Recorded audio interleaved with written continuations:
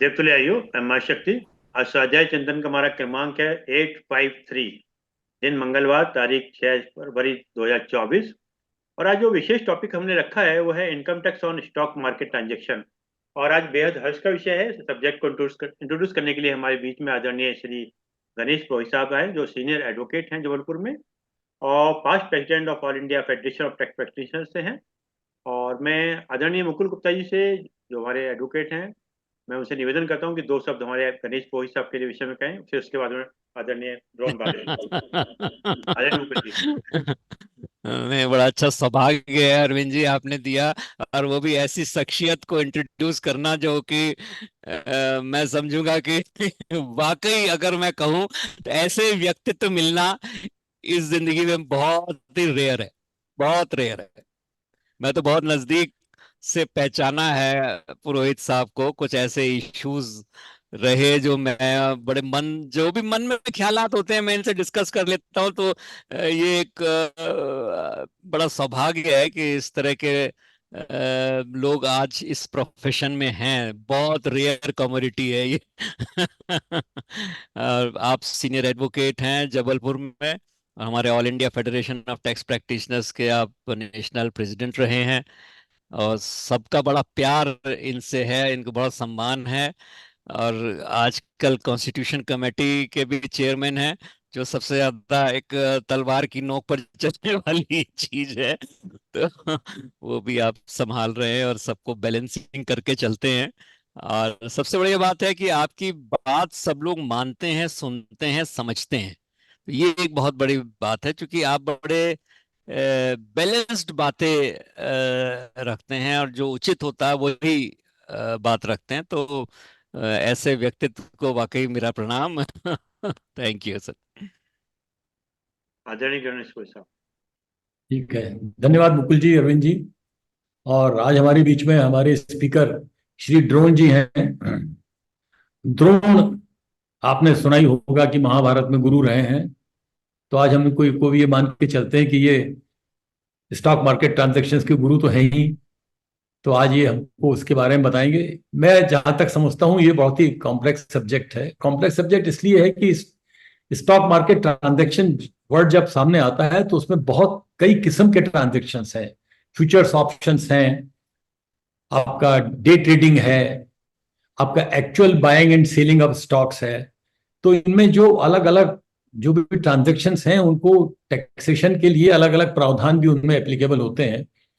और विशेष रूप से अगर आपकी पुरानी होल्डिंग है तो 31/12/2008 के बाद 18 के बाद ग्रैंड फादरिंग का भी आया कि भाई उसकी जो, जैसे हमारा नॉर्मल कैपिटल गेन्स में पहले 1/4/81 का था, फिर इसके बाद 1/4/2021 का आ गया।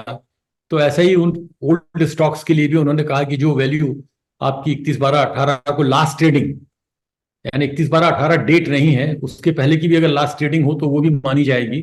वो या उसकी ओरिजिनल प्राइस में भी आपको ऑप्शन है कि जो आप ज्यादा हो उसको आप अडॉप्ट कर सकते हैं।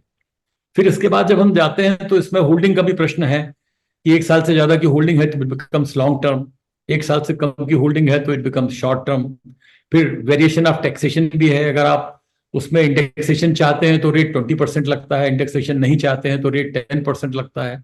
तो इस हिसाब से मुझे लगता है कि ये बहुत ही कॉम्प्लेक्स है। इसमें दो चीजें बहुत जरूरी हैं। एक तो ये समझना हमारे लिए जरूरी होगा, और मैं द्रोण जी से रिक्वेस्ट करूंगा कि पहले वो ये बताएं कि वो कौन से ट्रांजैक्शन के बारे में टैक्सेशन बता रहे हैं, जैसे कि फ्यूचर्स एंड ऑप्शंस। तो पहले उन्हें समझाना होगा कि फ्यूचर्स एंड ऑप्शंस क्या है, और फ्यूचर्स एंड ऑप्शंस के बाद फिर उसकी टैक्सेशन किस तरह से होगी। तो जैसे शॉर्ट टर्म का सवाल आता है तो ये बताएं कि शॉर्ट टर्म कौन सा ट्रांजैक्शन शॉर्ट टर्म में जाएगा और कौन सा ट्रांजैक्शन लॉन्ग टर्म में जाएगा। तो इस तरह से अगर आप थोड़ा सा, मैं चाहूंगा कि अगर आप उसको एलुबरेट करके समझाएंगे तो सबको ज्यादा अच्छा समझ में आएगा। और एक और बहुत ही इंपॉर्टेंट, क्योंकि यहाँ पर मोस्टली हम सारे, आप तो यंग मैन हैं मगर हम सारे सीनियर सिटीजन्स हैं। डिपेंडेंस जो है वो आज म्यूचुअल फंड्स पे और इन चीजों पर हमारी डिपेंडेंस है, क्योंकि धीरे धीरे जब एज बढ़ती है तो प्रैक्टिस भी से भी हमारा हम विमुख हो जाते हैं, क्योंकि इच्छा नहीं होती कि और बहुत काम करें। तो एक जो बैकअप हमको चाहिए होता है फाइनेंशियल, वो फाइनेंशियल बैकअप आजकल सब लोग यही कहते हैं कि भाई स्टॉक्स में डालो, म्यूचुअल फंड्स। आजकल देखा होगा कि बड़ा ऐड आता है म्यूचुअल फंड सही है। तो वो म्यूचुअल फंड कहाँ तक सही है ये तो मैं बहुत नहीं जानता, लेकिन मैं चाहूंगा कि आप इस फील्ड के एक्सपर्ट हैं, तो इसमें थोड़ा सा अगर हम लोगों को उसके ऊपर अप्राइज कर सकें और बता सकें कि उसमें टैक्सेशन की क्या समस्याएं आएंगी, तो मैं समझता हूँ बहुत अच्छा होगा। मैं आपका ज्यादा समय लूंगा नहीं, और अरविंद जी से कहूंगा, back to Arvind ji, please go ahead. Thank you. बहुत बहुत धन्यवाद आदरणीय गणेश प्रसाद। आइए आदरणीय द्रोण भार्गव साहब हमारे वाइस प्रेसिडेंट गजट एक्सप्लोरेशन के, और काफी लंबे समय से हम इनसे रिक्वेस्ट कर रहे थे कि कोई ना कोई सीरीज स्टार्ट की जाए, और आज पहली बार इन्होंने अपना जो एक नया सब्जेक्ट लिया। तो मैं समझता हूँ जो आदरणीय गणेश पुरी साहब ने भी कहा कि सीनियर सिटीजन्स के लिए हम लोग कहाँ पैसा रखें, कैसे रखें, सेफ रखें, लॉन्ग टर्म, शॉर्ट टर्म, और खासकर जब इक्विटी फंड्स आ गया, मतलब तो बहुत से लोग इक्विटी फंड में चले गए और 3 साल का पीरियड हो गया, मतलब तो इन सब चीज़ों पे आज विस्तृत जानकारी हमें आदरणीय द्रोण भार्गव साहब देंगे। आदरणीय Drona Bhargav. Thank you very much, Arvind Kumar Sharma sir and Ganesh Purohit sir. और जैसे गणेश पुरोहित सर ने कहा कि मेरे नाम में ही गुरु है, तो मैं नाम से जरूर गुरु हो सकता हूं, लेकिन आप सब सीनियर्स के सामने तो मैं शिष्य ही हूँ। मेरे लिए तो गुरु आप लोग ही हैं, जो हमारे प्रोफेशन के इतने सीनियर मेंबर्स जुड़े हैं हमारे साथ।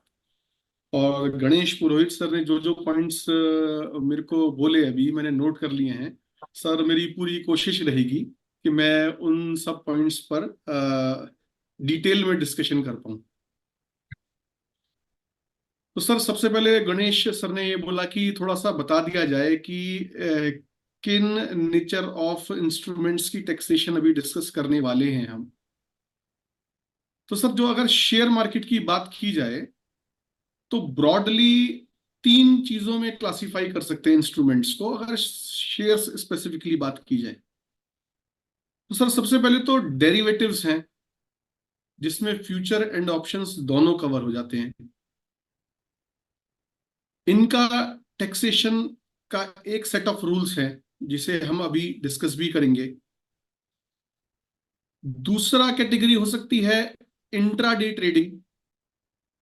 इंट्राडे ट्रेडिंग क्या है? अगर सेल की ट्रांजैक्शन और परचेज की ट्रांजैक्शन सेम डे हो जाए, मतलब जो भी पोजीशन हमने ली है वो सेम डे स्क्वायर ऑफ कर दें, तो वो बन जाता है इंट्राडे ट्रांजैक्शन। इसके लिए टैक्सेशन के अलग सेट ऑफ रूल्स हैं, उन्हें भी हम डिस्कस करेंगे। और तीसरा तो हम लोग सब जानते ही हैं, वो है डिलीवरी बेस्ड ट्रांजैक्शंस, जहां पर शेयर्स हम बाई करते हैं और उनकी डिलीवरी भी लेते हैं अपने डीमैट अकाउंट में, और डिलीवरी ले लेने के बाद उनको हम सेल कर देते हैं। तो सर ये तीनों को हम एक एक करके डिस्कस करेंगे। तो सबसे पहले इसमें से ले लेते हैं हम इंट्राडे ट्रेडिंग। इंट्राडे ट्रेडिंग जैसा मैंने अभी बताया आपको कि सेम डे सेल और परचेज का ट्रांजैक्शन हो जाए, तो वो ऐसे ट्रांजैक्शंस क्लासिफाई हो जाएंगे एज इंट्राडे एक्टिविटीज। और सर इनकम टैक्स लॉ में ऐसे प्रोविजंस हैं जो ये कहते हैं कि यहां पर आपकी मर्जी नहीं है कि आप इसको बिजनेस इनकम बोले या फिर कैपिटल गेन के हेड में इनकम टैक्स कराएं। यहां पर लॉ ने बोल दिया कि mandatorily it has to be business income. और बिजनेस इनकम ही नहीं बोला, लॉ उससे भी आगे गया। उसने ये कहा कि ये नॉर्मल बिजनेस भी नहीं है, ये एक स्पेक्युलेटिव बिजनेस है। स्पेक्युलेटिव को अगर मैं बड़ी सिंपल भाषा में हिंदी में बोलना चाहूं तो सट्टा है। तो इंट्राडे एक्टिविटीज एक हमने अभी तक ये बात समझ ली कि ये बिजनेस ही है, कैपिटल गेन नहीं हो सकता ये। और देखिए पता भी चल रहा है नेचर ऑफ ट्रांजैक्शन से ही कि अगर सेम डे ही बेच दिया जा रहा है खरीद के, तो फिर इसमें इन्वेस्टमेंट वाला तो कोई पार्ट हुआ ही नहीं। जब आपकी इंटेंशन ही सेम डे बेच देने की, तो इन्वेस्टमेंट तो हो नहीं सकता ये। तो आप तो ये बिजनेस कर रहे हैं। और साथ ही साथ ये भी बोला गया कि नॉर्मल बिजनेस नहीं, ये स्पेकुलेटिव बिजनेस है। सर दूसरा transaction I F and O. F and O क्या है? ये है डेरिवेटिव सेगमेंट है, फ्यूचर एंड ऑप्शंस जैसे बोल देते हैं। तो फ्यूचर एंड ऑप्शंस को भी लॉ ने ये बोल दिया कि ये भी इन्वेस्टमेंट एक्टिविटी नहीं हो सकती, मतलब कैपिटल गेन हेड में टैक्सेबल नहीं हो सकता ये भी हमेशा बिजनेस एक्टिविटी ही होगी, इनकम होगी chargeable under head business and profession. लेकिन देखिए डेरिवेटिव में भी सर क्या है, डेरिवेटिव में भी आपकी जो इंटेंशन है वो गुड्स को या फिर इस केस में स्टॉक्स शेयर्स की डिलीवरी लेने की इंटेंशन नहीं है आपकी इसमें। तो देखिए अगर लॉजिक से बात करें तो ये भी एक तरीके से स्पेकुलेशन ही है कि फ्यूचर में क्या होगा, जिससे हमने सट्टा बोल दिया था अभी सिंपल भाषा में। लेकिन सेक्शन में ही लिख दिया गया कि नहीं, ये स्पेकुलेटिव एक्टिविटी नहीं है, ये नॉन स्पेकुलेटिव बिजनेस है। मतलब एक नॉर्मल बिजनेस के जो भी सेट ऑफ रूल्स होते हैं वही लगेंगे, भले ही इसका जो कैरेक्टरिस्टिक है वो स्पेकुलेटिव लगता हो। तो सर एफ एंड ओ और इंट्राडे एक्टिविटी, ये दोनों हमने समझ लिया कि ये दोनों है बिजनेस एक्टिविटी ही। और बिजनेस एक्टिविटी की टैक्सेशन कैसे होती है सर, कोई भी स्पेशल रेट प्रिस्क्राइब नहीं किया जाता लॉ में। टैक्स रेट कौन सा लगेगा, जो भी स्लैब रेट के हिसाब से लगेगा। अगर ओल्ड टैक्स रेजिम की बात करें तो अगर किसी की इनकम 2.5 लाख से 5 लाख है तो 5%, 5 लाख से 10 लाख के बीच में है तो 20%, और मोर देन 10 लाख है तो 30%। तो क्योंकि ये बिजनेस हेड में टैक्सेबल है इसलिए इसकी टैक्सेशन स्लैब के हिसाब से ही होगी। अब सर यहां पर एक पॉइंट अभी हाथ के हाथ ही डिस्कस कर लेते हैं एफ एंड ओ को लेके, कि एफ एंड ओ में हमारा टर्नओवर कैसे कैलकुलेट होगा। देखिए नॉर्मल बिजनेस में तो सब कुछ जानते हैं हम लोग कि जो भी ग्रॉस रिसीट्स है इन केस ऑफ प्रोफेशन वो हमारी टर्नओवर है, जो in case of sale of goods जो हमने सेल वैल्यू है हमारी वो हमारा टर्नओवर है। लेकिन क्या फ्यूचर एंड ऑप्शंस में भी क्या कॉन्ट्रैक्ट वैल्यू ही टर्नओवर है क्या? तो यहां पर भी institute of chartered accountants of India का गाइडेंस नोट है सर, सेक्शन 44 AB के अंदर जो टैक्स ऑडिट होता है इनकम टैक्स लॉ में, उस पर एक गाइडेंस नोट है इंस्टीट्यूट का, जिसमें बड़ा डिटेल में डिस्कस किया गया है कि टर्नओवर का मतलब है क्या। तो सर फ्यूचर एंड ऑप्शंस में टर्नओवर का मतलब ये समझाया गया कि कॉन्ट्रैक्ट वैल्यू जो है वो तो टर्नओवर हो नहीं सकती। क्यों नहीं हो सकती सर? सर जो ये कॉन्ट्रैक्ट हम एंटर करते हैं फ्यूचर एंड ऑप्शंस में, कॉन्ट्रैक्ट वैल्यू तो बड़ी ह्यूज होती है, और अगर कॉन्ट्रैक्ट वैल्यू को ही टर्नओवर मान ले तो हर कोई करोड़ों में ट्रांजैक्शन कर रहा है। मतलब हर बिजनेसमैन की आपको एफ एंड ओ ट्रेडर की टर्नओवर मोर देन 1 CR मिलेगी ही मिलेगी। तो ऐसे केस में स्पेशल रूल्स बना रखे हैं सर, टर्नओवर को ऐसे डिफाइन किया गया। एग्जाम्पल लेते हैं कि पहले ट्रेड में एफ एंड ओ के मेरे को गेन हुआ ₹1 लाख, सेकेंड जो ट्रांजेक्शन मैंने एंटर करी उसमें मेरे को गेन हुआ ₹50,000। तो अभी तक क्या हो गया, 1 लाख का प्रॉफिट, सेकेंड ट्रेड में 50,000 का प्रॉफिट। और सर थर्ड ट्रेड में क्या हुआ, मेरे को लॉस हुआ 1,50,000 का। तो ऐसे केस में हम प्रॉफिट तो बड़ी आसानी से डिसाइड कर लेंगे कि कितना नेट प्रॉफिट हुआ हमें। फर्स्ट ट्रेड का 1 लाख प्रॉफिट, सेकंड ट्रेड का 50,000 प्रॉफिट, तो ये हो गया 1.5 लाख का प्रॉफिट। थर्ड ट्रेड में लेकिन 1.5 लाख का लॉस हो गया। तो ये तो सभी को क्लियर है कि नेट प्रॉफिट या लॉस जो है वो है निल। लेकिन 44 AB कि ऐसे ट्रेडर को ऑडिट कराना नहीं कराना, सर टर्नओवर को ऐसे डिफाइन किया कि आप क्या करें, सारे ट्रेड्स का प्रॉफिट एंड लॉस लिख लें एक जगह, और जहां पर भी लॉस है द नेगेटिव साइन है तो नेगेटिव साइन को इग्नोर कर दें आप, और फिर सम लगाएं सबका। तो सर हमारे केस में क्या हुआ, 1 लाख का प्रॉफिट फर्स्ट ट्रेड, सेकेंड में 50,000, और थर्ड ट्रेड में नेगेटिव 1.5 लाख था, लेकिन नेगेटिव साइन को तो इग्नोर करने के लिए बोल दिया गया। तो ऐसे में टर्नओवर हुआ सर 1 लाख प्लस 50,000 प्लस 1,50,000, मतलब 3 लाख रुपीस। तो 44 AB सेक्शन में ऑडिट होगा नहीं होगा एफ एंड ओ में, तो ये कैसे डिसाइड होगा सर, इस फॉर्मूले से कि टर्नओवर हमको देखनी पड़ेगी कि क्या 1 CR क्रॉस कर रही है या नहीं कर रही है। और वो कैसे कैलकुलेट होता है, सारे प्रॉफिट्स एंड लॉसेस को आप एक कॉलम में लिख लें एक्सेल में, और नेगेटिव साइन को इग्नोर कर दें, जो भी टोटल आ रहा है वो आपका एनुअल टर्नओवर है। अब जब सब यहां पर ऑडिट की बात हो ही रही है अगर एफ एंड ओ में, तो एक और प्रोविजन डिस्कस करना जरूरी है, जिसमें अभी कुछ साल पहले अमेंडमेंट हुआ 44AB में, जिसमें यह कहा गया कि अगर एक बिजनेसमैन की annual turnover up to 10 CR भी है और उसके जो एक्सपेंडिचर हैं एंड रिसीट्स हैं वो कैश वाले एक्सपेंडिचर और रिसीट्स मोर देन 5% नहीं है। किसके more than 5%? Total receipts and expenditures के। तो भी ऐसे बिजनेसमैन को ऑडिट कराना 44AB में मैंडेटरी नहीं है। मैं रिपीट करता हूं इस बात को। ये तो हम जानते हैं सर, नॉर्मल बिजनेस में 1 CR से ऊपर अगर टर्नओवर है तो ऑडिट होना है।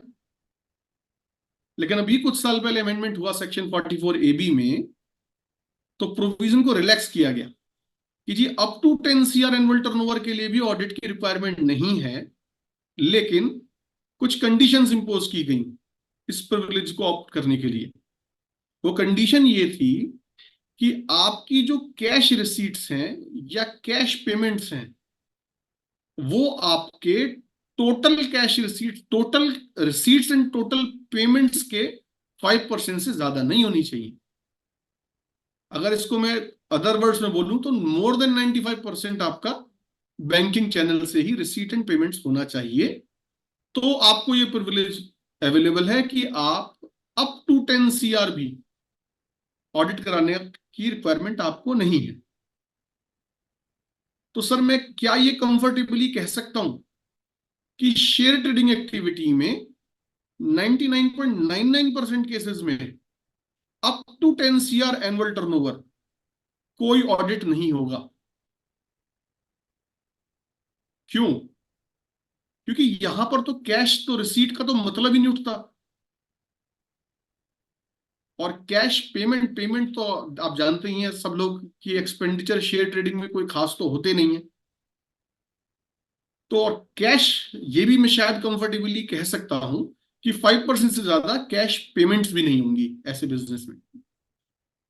तो भले ही लॉ में लिखा है 1 CR की बात, लेकिन practically in case of share trading activities, और शेयर ट्रेडिंग एक्टिविटीज कौन सी, कम से कम इंट्राडे तो हमेशा ही बिजनेस है, तो सारे इंट्राडे ट्रेडर्स और सारे F and O traders up to 10 CR कोई ऑडिट की रिक्वायरमेंट है नहीं प्रैक्टिकली। सर यहां तक अगर किसी को कोई डाउट है इस ऑडिट वाले प्रोविजन में खासकर, तो अभी हम डिस्कस कर सकते हैं। किसी कोई क्वेरी वो पूछ सकते हैं अभी। हाँ बिल्कुल सही कह रहे हैं आप, है ना। जी थोड़े एफ एंड ओ को थोड़ा सा और क्लियर करें, जो एफ एंड ओ कह रहे हैं आप किस तरह से, मतलब। हाँ सर, एफ एंड ओ में देखिए सर, एफ एंड ओ में मेन जो इशू है, जो कॉम्प्लिकेशन है, वो टर्नओवर का ही है बस। कि ये चेक करना कि क्या 44AB में ऑडिट कराना है या नहीं कराना है ऐसे ट्रेडर्स को। तो मैं एक बार रिपीट कर देता हूं कि टर्नओवर इसमें जो है वो कॉन्ट्रैक्ट वैल्यू नहीं है। जैसे आपने आज कोई ट्रेड किया तो आपको कॉन्ट्रैक्ट नोट आ जाता है ब्रोकर से शाम को, तो कॉन्ट्रैक्ट वैल्यू अगर आप देखेंगे तो उसमें तो बहुत बड़ी फिगर्स लिखी होंगी, और जितना कॉन्ट्रैक्ट वैल्यू है पैसे भी उतने नहीं लगते, ये तो मार्जिन पे काम होते हैं सब। तो ऐसे केस में अगर कॉन्ट्रैक्ट वैल्यू को टर्नओवर बना दी जाए तो शायद छोटे से छोटे ट्रेडर को भी हार्डशिप क्रिएट हो जाएगी, क्योंकि उसका टर्नओवर हमेशा करोड़ों में बैठेगा कुछ ट्रेड्स के बाद ही।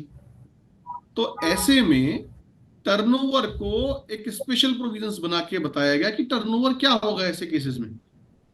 तो टर्नओवर को ऐसे डिफाइन किया गया कि आप हर ट्रेड का प्रॉफिट या लॉस लिखें। सारी रिपोर्ट्स एक्सेल में रेडीली अवेलेबल होती हैं शेयर ट्रेडिंग की। तो जो आपका कॉलम है जहां पर हर ट्रेड का प्रॉफिट या फिर लॉस लिखा हुआ है, उसमें से लॉस वाले जितने भी अमाउंट्स हैं उसके आगे से नेगेटिव साइन को हटाएं, इग्नोर करें, और सारे ट्रेड्स का प्रॉफिट या लॉस का एग्रीगेट करें। जो भी एग्रीगेट आया पूरे साल का वो आपकी एनुअल टर्नओवर है। और एनुअल टर्नओवर अगर अप टू 10 CR है तो प्रैक्टिकली ऑडिट की कोई रिक्वायरमेंट बनेगी नहीं ऐसे केस में। द्रोण जी, मेरे ख्याल से अरविंद जी का प्रश्न ये था कि फ्यूचर्स एंड ऑप्शंस क्या हैं, व्हाट इज फ्यूचर ऑप्शंस। अच्छा ठीक है सर। वैसे उसको तो सर मैं F&O ट्रेडर नहीं हूं, लेकिन हाँ फिर भी कुछ समझाने की कोशिश करता हूं। जी। सर जो फ्यूचर्स हैं वो आप आज ये देख रहे हैं कि आज मान लीजिए फ्यूचर्स बात हो रही है मार्च के लास्ट थर्सडे की का फ्यूचर्स है, तो आज ये बात हो रही है कि कोई पर्टिकुलर शेयर उस मार्च के आखिरी थर्सडे को कितनी वैल्यू का होगा, उस पर आप ट्रेड कर रहे हैं। मतलब फ्यूचर की जो अनसर्टेनिटी है उसका आप कॉन्ट्रैक्ट आज ही कर रहे हैं। फ्यूचर में तो आप देखिए, फ्यूचर और ऑप्शन लगभग लगभग दोनों सेम चीज हैं यही। मतलब सब आप फ्यूचर की जो अनसर्टेनिटीज हैं उनके लिए आज एक पोजीशन बना रहे हैं। कोई देखिए, जाहिर सी बात है कि कुछ लोगों को लगेगा कि वो फलाना शेयर 400 रुपए का हो जाएगा, और कुछ लोगों को 300 रुपए भी लग रहा होगा अगर आज 350 का रेट है तो इसलिए मार्केट में अगर 400 रुपए का आपने खरीद रखा है फ्यूचर्स और उसका रेट हो जाता है 300, तो आपको फायदा है कि आपने जी। तो फ्यूचर एंड ऑप्शंस लगभग वही है सर कि जो फ्यूचर की अनसर्टेनिटी है उसके लिए आप आज कॉन्ट्रैक्ट में एंटर कर दें। इनमें डिफरेंस तो क्या है करंट ऑप्शन में? Sir future, purchase and future is sell, is that right? Sorry sir, future and option के बीच में क्या अंतर है? फ्यूचर का मतलब सेल है और ऑप्शन का मतलब परचेज है, ऐसा है क्या? नहीं सर। देखिए सर, जैसे ऑप्शन है तो ऑप्शन में भी क्या होता है, आप ऑप्शन सेल भी कर सकते हैं। देखिए जाहिर सी बात है ना कि कोई भी अगर कमोडिटी या फिर इंस्ट्रूमेंट मार्केट में ट्रेड हो रहा है तो जाहिर सी बात है कोई बेच भी रहा है कोई खरीद भी रहा है उसे। ऐसा तो है नहीं कि वन वे ट्रैफिक है ये, कि कोई सेल कर रहा है कोई बायर ही नहीं है। तो ऑप्शन जो है, ऑप्शन के अंदर भी सर बायर भी है कोई और कोई सेलर भी है सेम प्रोडक्ट का। तो आप किसी भी तरफ हो सकते हैं, आप बायर भी हो सकते हैं किसी ट्रेड के और किसी ट्रेड के सेलर भी हो सकते हैं आप। फर्क क्या है फ्यूचर और ऑप्शन के बीच में? सर फ्यूचर क्या है, ऑप्शन क्या है? सर ऑप्शन ये है कि ये ऑप्शन में क्या है, जो सेलर है वो सेलर के पास ऑप्शन है कि वो उसकी डिलीवरी लेवे या ना लेवे। ओके फ्यूचर में उसको फुलफिल करना ही करना है ये ऑब्लिगेशन, ओके, फ्यूचर इसीलिए में नाम उसका ऑप्शन दे रखा है। ठीक है। जी। टैक्सेशन सेम है सर, हूबहू। टैक्सेशन में फर्क नहीं आएगा कहीं पर भी, ना तो टर्नओवर की कैलकुलेशन में कोई फर्क आएगा, वो भी फ्यूचर के लिए सेम है ऑप्शन के लिए सेम है। और जो टैक्स रेट है वो भी दोनों के लिए स्लैब से ही लगेगा, और दोनों ही नॉन स्पेकुलेटिव हैं। तो टैक्सेशन बिल्कुल सिमिलर है सभी का, फ्यूचर का भी ऑप्शन का। इसीलिए जगह जगह आपको एफ एंड डोल मिलेगा, एक साथ ही मिलेगा लिखा हुआ। ठीक है। जी। नहीं तो इस स्पेकुलेटिव में कोई स्पेकुलेटिव और नॉन स्पेकुलेटिव में फर्क क्या हुआ फिर? हाँ सर, स्पेकुलेटिव अगर ये मैं बता देता हूँ सर।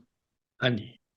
सर देखिए, स्पेकुलेटिव करने का सिग्निफिकेंस क्या है और नॉन स्पेकुलेटिव कहने का सिग्निफिकेंस क्या है, ये अब डिस्कस कर लेते हैं। हाँ जी। सर मेन जो डिफरेंस है वो ये डिफरेंस है सेट ऑफ लॉसेस का। गवर्नमेंट ये चाहती ही नहीं है कि जो स्पेकुलेटिव ट्रेडर्स हैं, मतलब सट्टे वाले हैं, सट्टे वालों को ये अलाउ नहीं करना चाहती कि आपका स्पेकुलेटिव लॉस है और आप नॉन स्पेकुलेटिव गेन के साथ उसे सेट ऑफ कर लें।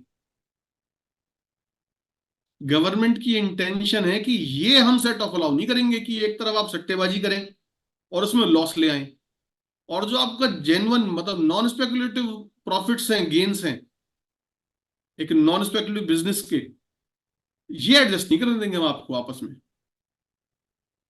तो ये जो सेट ऑफ है, यहां पर रिस्ट्रिक्शंस इंपोज्ड है स्पेकुलेटिव और नॉन स्पेकुलेटिव में। टैक्स रेट में कोई फर्क नहीं है सर, वो स्लैब से लगेगा स्पेकुलेटिव में भी। तो यहां पर फर्क है बस सर।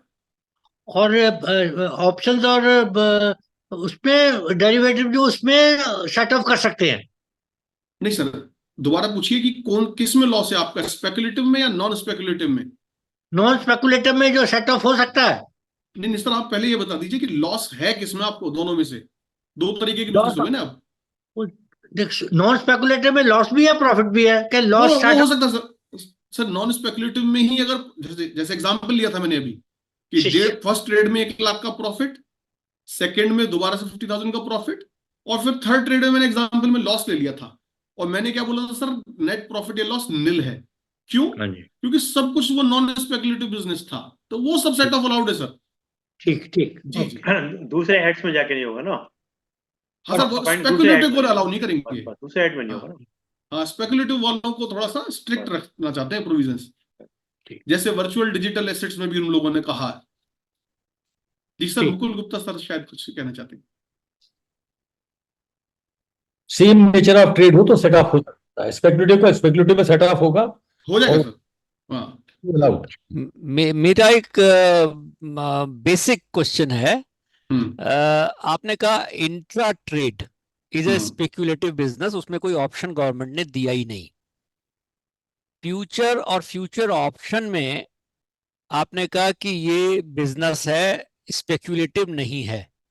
बट मेरा कहना यह है कि why it is not speculative, it is all the more speculative कि आज से 15 दिन बाद क्या रेट होगा, ये एक स्पेक्यूलेशन है। ये भी तो सट्टे की उसमें श्रेणी में आना चाहिए। तो why the two distinctions have been made by the government? हाँ सर, ये देखिए, जब मैंने अपने डेलिब्रेशन शुरू किया जी। तो मैंने भी देखी, जब बात आप कह रहे हैं, मैंने इस बात से ही शुरुआत करी कि डेरिवेटिव भी तो वही है, उसमें कौन सा डिलीवरी मिल रही है, और बिल्कुल सट्टे की नेचर का है। लेकिन सर सेक्शन में ही लिख दिया, स्पेकुलेटिव ट्रांजैक्शन जहां डिफाइन किया गया, वहीं पे एक्सक्लूजन क्रिएट कर दिया गया कि जो डेरिवेटिव्स हैं उनको हम एक्सक्लूड कर रहे हैं। ये लॉजिक नहीं दिया गया कि क्यों एक्सक्लूड किया गया। तो ये तो एक तरह से डिस्क्रिमिनेशन हो गया अगेंस्ट वन ट्रांजैक्शन। हाँ क्यों बिल्कुल है, रोहित ऐसा है साहब? ना। मार्केट को प्रमोट करने के लिए किया गया है। अच्छा। नहीं, आपने ये भी तो बताया कि ऑप्शन में डिलीवरी ले भी सकते हैं, नहीं भी ले सकते। तो जो डिलीवरी की ऑप्शन आ गई, तो इसका मतलब डिलीवरी पॉसिबल है, पॉसिबल तो इसलिए है सर, स्पेकुलेटिव करेक्ट, इसलिए पॉसिबल स्पेकुलेटिव नहीं तो किया। है।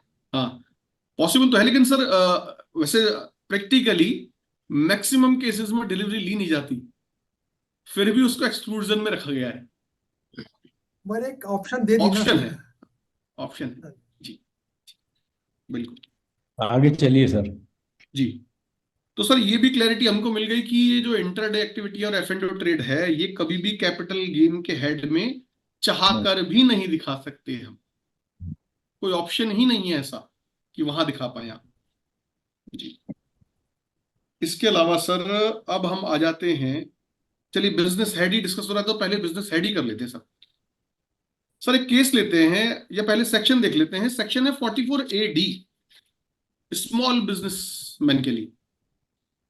सर क्या कहता है?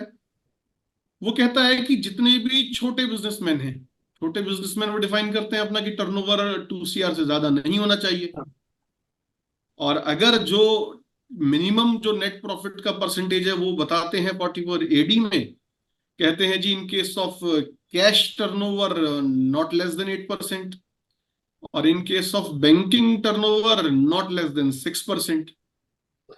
तो इसमें आप 44AD सेक्शन ऑप्ट करते हुए आप अपनी टर्नओवर बता दीजिए, नेट प्रॉफिट बता दीजिए और टैक्स दे दीजिए। मतलब आपको पूरे बुक्स ऑफ अकाउंट्स रखने की रिक्वायरमेंट नहीं है, और बैलेंस शीट P&L बना के फाइल करने की कंप्लीट जरूरत नहीं है। लेकिन कहीं पे भी ये नहीं लिखा कि रिकॉर्ड्स नहीं रखने। ये बड़ा मिथ है बहुत सारे लोगों में, कि कहते हैं कि 44AD में तो वो मांग ही नहीं सकता असेसिंग ऑफिसर कुछ हमसे, जबकि ऐसा है नहीं सर। सिर्फ जो एग्जम्पशन प्रोवाइड की गई है वो maintenance of books of account से है। रिकॉर्ड्स तो आपको रखने ही पड़ेंगे, और स्क्रूटनी लगेगी तो रिकॉर्ड्स प्रोड्यूस भी करने पड़ेंगे। और एक और मिथ चलता है सर कि ये 6 और 8% ही दिखाना होता है 44AD अगर ऑप्ट कर लिया तो, जबकि ऐसा भी नहीं है। वो तो इन्होंने मिनिमम बताया कि अगर इससे कम है आपका नेट प्रॉफिट परसेंटेज तो आप 44 AD मत पढ़िए, आप नॉर्मल कोर्स में फाइल करिए अपनी ITR, पूरा बुक्स ऑफ अकाउंट्स बना के और balance sheet profit and loss बना के। चलिए, फिलहाल वैसे सर जो इस समय क्वेश्चन है वो ये है कि अगर ये सारी कंडीशंस फुलफिल कर रहा है एक शेयर ट्रेडर, मतलब turnover is less than 2 CR, net profit is more than 6%, 8% क्यों नहीं बोला, क्योंकि कैश टर्नओवर तो होता नहीं इस बिजनेस में, बैंकिंग टर्नओवर ही होता है। तो क्या 44 AD ऑप्ट कर लेना चाहिए क्या ऐसे केसेस में? ये है सर क्वेश्चन इस समय। सारी कंडीशंस फुलफिल्ड हैं, 2 CR। किया जा सकता है, मगर कैपिटल फॉर्मेशन में वो अगर डिफरेंस आएगा तो वहां पकड़ा जाएगा। अरे ठीक है सर। सर मेरा थोड़ा सा इसमें व्यू डिफरेंट है। सेक्शन तो यही कहता है कि which ever is more, correct अगर सर, 6% से ज्यादा है तो वो दिखाइए, दिखाइए और सर। हाँ 6% से कम है तो 6% दिखाइए। लॉ तो यही है। Correct sir, correct. तो सर लीगली सर बिल्कुल करेक्ट कह रहे हैं आप, बस मेरा थोड़ा सा व्यू इसमें डिफरेंट ये है कि इन case of share trading activities हमको प्रैक्टिकली 44 AD कभी भी ऑप्ट नहीं करना चाहिए। नहीं करना चाहिए। अब क्यों नहीं करना चाहिए सर वो भी समझ लेते हैं थोड़ा सा। सर हमारे यहाँ 44 AD में सबसेक्शन 4 है जो ये कहता है कि अगर आपने एक बार ये 44 AD ऑप्ट कर लिया, 5 साल के लिए पकड़े गए। हाँ बिल्कुल सही समझा सर। तो अगर आपने मान लीजिए लास्ट ईयर 44 AD ऑप्ट कर लिया था, इस साल आप कह रहे हैं कि 44 AD से मैं ऑप्ट आउट करूंगा, और ये तो बहुत आसानी से हो सकता है, मैक्सिमम केसेस में हो सकता है। क्यों? क्योंकि शेयर ट्रेडिंग एक्टिविटी तो हाईली वॉलेटाइल है, नॉर्मल बिजनेस की तरह थोड़ी है कि पिछले साल नेट प्रॉफिट 10% था, इस बार 9.5 हो गया या 11.5 हो गया। यहां तो अगले साल का छोड़िए, अगले महीने अगले दिन का नहीं पता कि क्या होगा। तो 44 AD ऑप्ट अगर लास्ट ईयर में कर लिया था और इस साल ऑप्ट आउट कर रहे हैं, क्यों कर रहे हैं कि जी हैवी लॉसेस हो गए, मैं टैक्स क्यों दूं 6% पे भी? तो सर सेक्शन में लिखा हुआ है कि अगले 5 साल तक आपको ऑडिट कराना ही कराना है, irrespective of the turnover, irrespective of the net profit percentage. तो इस लूप में बहुत आसानी से फंस सकता है अगर शेयर ट्रेडिंग एक्टिविटी वाले ने 44 AD ऑप्ट कर लिया तो सर बहुत ही मतलब बहुत ही कॉशियस रहने की जरूरत है शेयर ट्रेडर्स के साथ जब भी 44 AD ऑप्ट करने की बात आए।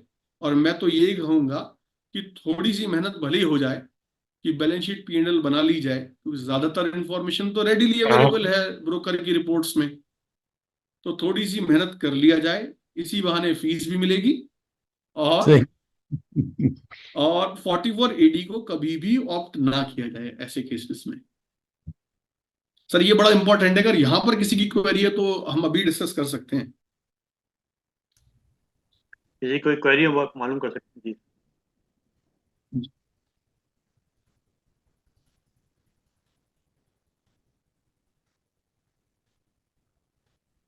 चलिए सर आगे चलते हैं फिर।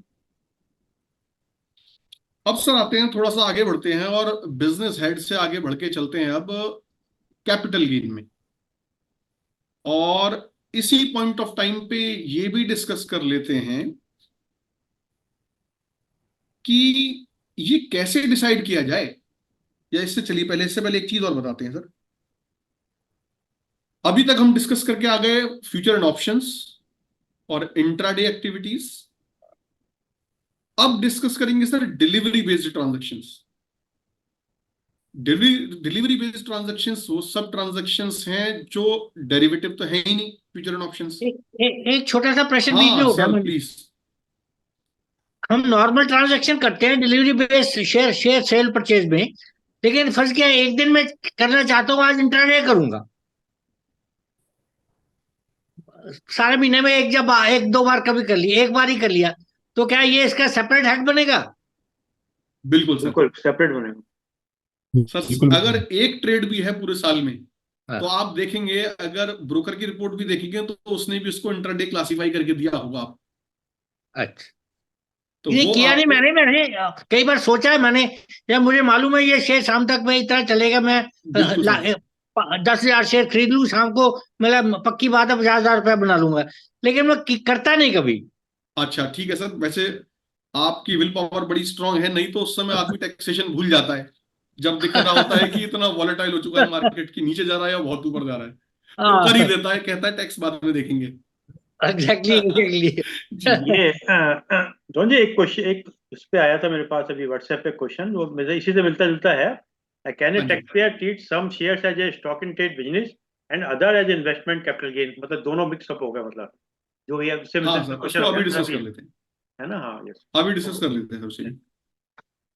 तो सर अभी बस मैं डिलीवरी बेस का थोड़ा सा जी जी, बैकग्राउंड दे देता हूँ, फिर यही ठीक है। टॉपिक ले लेते हैं जो आपने क्वेश्चन पूछा अभी। ठीक।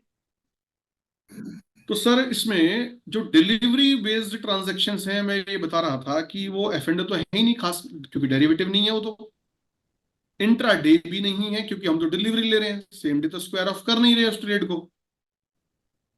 तो वो सब है डिलीवरी बेस्ड ट्रांजैक्शन, जो ज्यादातर लोग या ज्यादातर टैक्स पेयर्स जो हम जिन लोगों के रिटर्न्स वगैरह हम लोग हैंडल करते हैं, ये तो मोर और लेस मिलता ही है सब में। तो सर जब ये डिलीवरी बेस्ड ट्रांजैक्शंस हैं, तो यहां पर कैसे डिसाइड होगा, जैसे अभी अरविंद शर्मा सर पूछ रहे थे, ये कैसे डिसाइड होगा कि ये कैपिटल गेन की इनकम बनेगी या बिजनेस की इनकम बनेगी? क्या ऐसा हो सकता है कि एक टैक्स पेयर कहेगी कि मैं डिलीवरी ही लेता हूं हर शेयर की, लेकिन मेरा तो ये बिजनेस है, तो मैं तो बिजनेस हेड में जाऊंगा? और कुछ टैक्स पेयर्स ये भी कह सकते हैं कि जी मैं तो रोज ट्रेड करता हूं 20-20 और डिलीवरी लेता हूं, करोड़ों रुपए लगाता हूं इसी में, लेकिन फिर भी क्या वो टैक्स पेयर कह सकता है कि बिजनेस नहीं कर रहा वो, ये तो मेरा इन्वेस्टमेंट है, कैपिटल गेन हेड के हिसाब से टैक्स भरूंगा मैं तो सर इस पर बड़े इश्यूज रहते थे। असेसिंग ऑफिसर भी को जहां अच्छा लगता था वो वहां टैक्स करना चाहता था, किसी टैक्स पेयर को तो कहता था कि नहीं ये तो बिजनेस मानूंगा मैं, खासकर वहां पर जहां पर long term capital gain exempt हुए करते थे। तो वो कहता था जी आपके देखो फ्रीक्वेंसी ऑफ ट्रेड कितना है, आप तो रोज ट्रेड करते हो दिन भर बैठ के, आप अमाउंट इन्वेस्टेड देखो, तो ये तो आपकी बिजनेस हेड में इनकम करूंगा मैं, लॉन्ग टर्म कैपिटल गेन में एग्जाम्पशन नहीं मिलेगी आपको। और वाइस वर्सा भी हो जाता था कई बार, जब कभी कोई कहता था कि बिजनेस हेड है और वो बिजनेस हेड में और खर्चे भी क्लेम करता था कि जी ऑफिस का रेंट भी है मेरा, मैंने स्टाफ रख रखा है, तो वहां पे कहने लगता था कि नहीं जी बिजनेस नहीं है तो शॉर्ट टर्म कैपिटल गेन में लेके जाऊंगा मैं। तो बड़े इश्यूज थे इस पे। तो सर बोर्ड ने ये इश्यूज देखे और बोर्ड ने सर्कुलर इशू किया 2016 में इसी इशू पर, जहां पर उसने ये गाइड किया कि भाई ये जो इश्यूज क्रिएट होते हैं कि कब ये बिजनेस है कब ये कैपिटल गेन है, तो उससे एड्रेस करने की कोशिश करी उस सर्कुलर से सीबीडीटी ने। तो सर सीबीडीटी ने ये बोला कि असेसिंग ऑफिसर तुम ये डिसाइड नहीं करोगे किधर जाएगा टैक्स पेयर, आप टैक्स पेयर का कंडक्ट देखिए, टैक्स पेयर की इंटेंशन देखिए। अगर इंटेंशन कैसे पता चलेगी जी, अगर टैक्स पेयर ने अपने बैलेंस शीट में शेयर्स को स्टॉक इन ट्रेड दिखाया है, तो ये बिजनेस हेड में ही रहेगा, आप इस बात को ऑब्जेक्ट नहीं करेंगे कि ये तो कैपिटल गेन की इनकम थी। और वाइस वर्सा, अगर टैक्स पेयर ने अपनी बैलेंस शीट में शेयर्स को एज इन्वेस्टमेंट डिस्क्लोज किया है, तो ये कैपिटल गेन की इनकम बनेगी, आप ये नहीं कहेंगे बिजनेस इनकम है। तो ऐसे सर सीबीडीटी ने इस इश्यू को एड्रेस करने की कोशिश की कि टैक्स पेयर का कंडक्ट देखें आप, उसके डिस्क्लोजर्स देखें क्या है, और अगर जैसे भी टैक्स पेयर कह रहा है अपनी बैलेंस शीट में, बिल्कुल वैसे ही इसको एक्सेप्ट करेंगे। तो सर एक इशू और आता है कि क्या सेम टैक्स पेयर दो पोर्टफोलियो में रख सकता है क्या? वो ये कहे कि 200 शेयर्स जो है मेरे, 200 कंपनीज के शेयर्स जो हैं वो तो मेरे स्टॉक इन ट्रेड है, और 50 कंपनीज के जो शेयर्स हैं वो मेरे एज इन्वेस्टमेंट हैं। तो सर इसका आंसर भी है कि हाँ जी, ऐसा कर सकता है, सेम टैक्स पेयर अलाउड है। सेम टैक्स पेयर दो पोर्टफोलियो मेंटेन कर सकता है, एक एज स्टॉक इन ट्रेड और दूसरा एज इन्वेस्टमेंट, मतलब कैपिटल गेन हेड में कर सकता है उन्हें। लेकिन साथ ही साथ ये भी कहा बोर्ड के सर्कुलर ने कि जो आपने एक बार अडॉप्ट कर लिया तरीका, उसमें कंसिस्टेंसी होनी चाहिए। ये नहीं कि आप इस साल तो कहें मेरा बिजनेस हो गया, ये अगले साल कहें मेरी तो इन्वेस्टमेंट हो गई अभी है। तो जो भी करें वो कंसिस्टेंसी के साथ करें, इसमें कोई फिर इश्यू नहीं है। ये ऑब्जेक्ट नहीं करेगा ऑफिसर कि जी किधर टैक्सेबल होना चाहिए, ये टैक्स पेयर की मर्जी पे ही छोड़ा गया है। अरविंद सर ये इश्यू शायद क्लियर हो गया होगा। यहाँ पर एक क्वेश्चन ये है, मैंने एक स्टॉक इन ट्रेड दिखा रखा है और मैंने इन्वेस्टमेंट भी दिखा रखे हैं। In the course of year transfer some shares to investment and vice versa, इसको समझाइए। मैं बताता हूँ सर, ये बिल्कुल अलाउड है, और इनफैक्ट हमने कुछ केसेस में ऐसा किया भी। देखिए ऐसा हो सकता है कि हम पहले बड़े छोटे इन्वेस्टमेंट्स करते थे और इस साल से हम फुल टाइम इसी को करना चाहते हैं, ट्रेडिंग एक्टिविटी को ही। तो अब ऐसा तो जरूरी होगा नहीं कि आप जितने भी शेयर्स हैं उसको पहले बेचिए मार्केट में और फिर परचेज करिए, फिर इसको स्टॉक इन ट्रेड बोलिए। तो सर इसका भी एक मैकेनिज्म दिया गया है जिसमें आप अपने कैपिटल एसेट को स्टॉक इन ट्रेड में कन्वर्ट कर सकते हैं। कन्वर्जन कैसे होगा सर?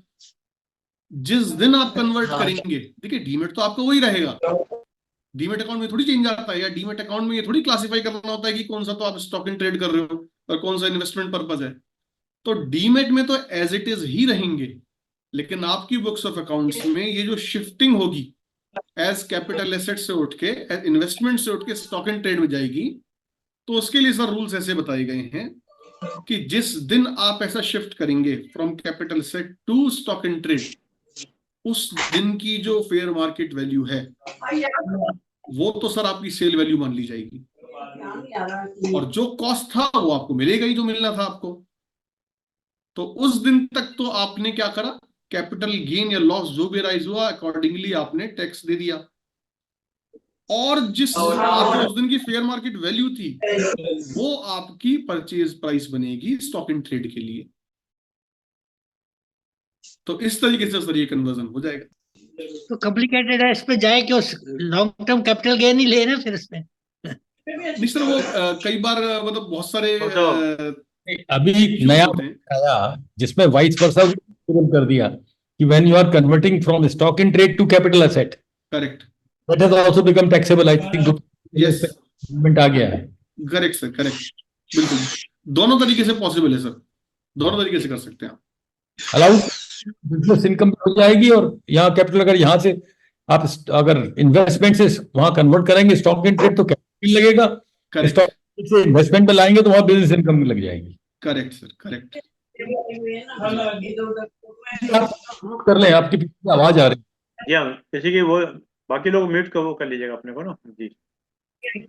काला साहब की लग रही, काला साहब, काला साहब वो कर लीजिएगा, काला साहब। काला सर का तो म्यूट ही दिख रहा है वैसे तो। अच्छा कर रहे हो तो कर लें। चलिए। तो सर अभी हम आ गए थे कैपिटल गेन हेड पर। तो कैपिटल गेन हेड में सर दो तरीके से गेन अराइज हो सकता है। एक तो हो सकता है आपका लॉन्ग टर्म कैपिटल गेन, और दूसरा हो सकता है शॉर्ट टर्म कैपिटल गेन। अब sir short term capital gain कब अराइज होगा? जब आपकी period of holding up to 12 months होगी, तो आपका गेन जो अराइज होगा वो शॉर्ट टर्म कैपिटल गेन होगा। और एक बार आपने 12 मंथ से ज्यादा एक्सीड कर दी होल्डिंग, तो आपका जो गेन अराइज होगा वो लॉन्ग टर्म कैपिटल गेन होगा। अब क्या फर्क है सर दोनों के टैक्सेशन में? Sir short term capital gain जो है उसके लिए स्पेशल रेट प्रिस्क्राइब किया गया 15% का। भले ही आपकी जो टोटल इनकम है वो 30% है। वो म्यूट कर लिया, आगे किसी का वो है, म्यूट कर लिया। काला साहब म्यूट, काला साहब आपका म्यूट कर लीजिए, काला साहब। सब लोग म्यूट कर लें एक्सेप्ट दिस।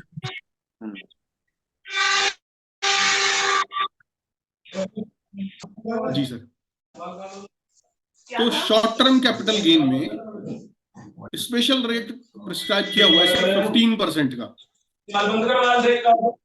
भले ही आपकी जो टोटल इनकम है वो 30% के स्लैब में आती हो, तो भी जो लगेगा आपको टैक्स का rate in case of short term capital gain on sale of listed equity shares, वो लगेगा 15% से ही। दूसरा है sir long term capital gain. Sir long term capital gain 2018 तक, 31 मार्च 2018 तक कंप्लीटली एग्जेम्प्ट था। काला साहब जो आपका म्यूट कर लीजिएगा प्लीज, आपका हो नहीं रहा म्यूट, काला जी। काला साहब का हो नहीं रहा म्यूट कर लीजिए। तो 31 मार्च 2018 तक जितना भी लॉन्ग टर्म कैपिटल गेन था on sale of listed equity shares, sir वो कंप्लीटली एग्जेम्प्ट था। चाहे करोड़ों रुपए कमाए हो तो भी नील टैक्स। तो जो यूनियन फाइनेंस मिनिस्टर ने 1 फरवरी 2018 के जो बजट अनाउंस किया, तो उसमें ये प्रपोजल रखा गया कि अब से इसको हम टैक्सेबल करेंगे। कब से? जाहिर सी बात है कि वो बजट था फाइनेंशियल ईयर 18-19 के लिए, मतलब with effect from 1 April 2018 long term capital gain was made subject to tax. तो सर 1 फरवरी को ये प्रपोजल आया, तो 31 जनवरी 2018 बड़ी इंपॉर्टेंट डेट है। जैसे ही 1 फरवरी को ये आया प्रपोजल, तो बहुत सारे टैक्स पेयर्स ऐसे भी तो हैं जिन्होंने शायद आज से 20 साल या 30 साल पहले शेयर्स खरीद लिए होंगे, और हो सकता है गेन किसी का 10 करोड़ 50 करोड़ 100 करोड़ भी हो गया हो एक्यूमुलेट होता होता। तो ऐसे में उनके ऊपर तो हार्डशिप हो जाती। मान लीजिए वो 2018 में आफ्टर 1 अप्रैल 2018 ऐसे शेयर्स बेचते जिन पर इतने ह्यूज कैपिटल गेन्स हो रहे थे, और उनसे ये कहा जाता कि आप टैक्स दे दीजिए अब सारे पर, तो ये एक हार्डशिप क्रिएट कर देता ऐसे टैक्स पेयर्स पे। और गवर्नमेंट की इंटेंशन कोई रेट्रोस्पेक्टिव इफेक्ट से लाने की तो थी नहीं, तो इसीलिए उन्होंने एक मैकेनिज्म दिया जिसे हम ग्रैंडफादरिंग बोल रहे हैं। वो मैकेनिज्म क्या था? एग्जाम्पल लेते हैं सर। किसी ने ईयर 2000 में रिलायंस इंडस्ट्रीज के शेयर लिए, और मान लीजिए वो 10 लाख रुपीस के लिए थे, और 2018 31 जनवरी 2018 मतलब बजट वाला जो प्रपोजल था उससे एक दिन पहले, उस दिन तक उसका जो गेन एक्रू हो चुका है, जो रियलाइज नहीं किया उसने अब तक भी, तो वो मान लीजिए गेन एक्रू हो चुका है उस पर 25 करोड़। और 1 फरवरी को आके ऑनरेबल फाइनेंस मिनिस्टर कहेंगे जी इस पे तो टैक्स लगेगा, तो सही में उसकी हार्ट बीट ऊपर नीचे हो जाएगी। तो ऐसे में उन्होंने एक मैकेनिज्म दिया जिसमें उन्होंने ये बोला कि जितना भी गेन अब तक 31 जनवरी 2018 तक एक्रू हो चुका है उस पर हम आपसे टैक्स नहीं लेंगे। 1 फरवरी 2018 ऑनवर्ड्स जो भी आपका गेन एक्रू हो रहा है उस पर टैक्स लगेगा बस। तो मेरे एग्जाम्पल में अगर 25 सीआर का गेन एक्रू हो चुका था हमारा 31 जनवरी 2018 तक, और एक्चुअल सेल ऑफ शेयर्स हो रहे हैं 30 अप्रैल 2018 को, और तब तक जो गेन एक्रू हो चुका है वो 25 सीआर 50 लाख रुपीस है, तो हमारे केस में सिर्फ 50 लाख रुपीस पर ही टैक्स देना होगा, पूरे 25.5 सीआर पे नहीं देना होगा। तो सिमिलरली अगर आज की डेट में भी कोई शेयर सेल करता है जो वो टैक्स पेयर होल्ड कर रहा है इवन बिफोर 31 जनवरी 2018 से, तो यही फॉर्मूला चलेगा। 31 जनवरी 2018 तक जितना भी उस पर गेन एक्रू हुआ उस पर टैक्स नहीं देना है, उसके बाद जितना भी एक्रू हुआ उस पर टैक्स लगेगा। अब ये बात आएगी सर कि कितना लगेगा, तो गवर्नमेंट ने बोला, देखिए जाहिर सी बात है कि अगर एक बार में ही वो कह देते कि स्लैब रेट से लगेगा तो शायद रेजिस्टेंस बहुत ज्यादा आता। तो उन्होंने क्या किया, सबसे पहले तो छोटे टैक्स पेयर्स को खुश किया। उन्होंने कहा कि आप चिंता मत करो, अप टू ₹1 लाख जितना भी गेन है long term capital gain in a financial year, इस पर टैक्स का रेट रहेगा निल। मैंने अभी इसको एग्जेम्प्ट नहीं बोला, वो मैं आगे डिस्कस करूंगा कि मैं क्यों इसको एग्जेम्प्ट नहीं बोल रहा। मैंने बोला टैक्स का रेट निल है इस पर, और जितना भी गेन है इन एक्सेस ऑफ ₹1 लाख।